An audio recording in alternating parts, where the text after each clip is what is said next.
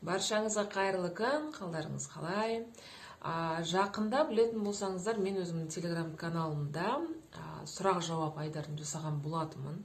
Сол жерде түсінгенім әлі де адамдарға заң жағынан сауатты болу керек. Яғни бұл жерден білімі аз болып тұр. Сондықтан да осы жақын ортада мен өзімнің инстаграмда жабық парақшамда заңгерлік сауаттылық атты марафон өткізгім келіп отыр. Жалпы сіздер бұған қалай қарайсыздар? Келісесіздер ма?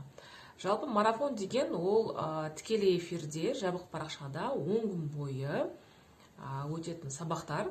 Ол сабақтар әрине сақталады. Және де кері байланыс сұрақ-жауап айдар болады. Яғни осы видео сабақтарды көріп, одан кейін отдельно жаңағыдай шаблондар берілетін болады.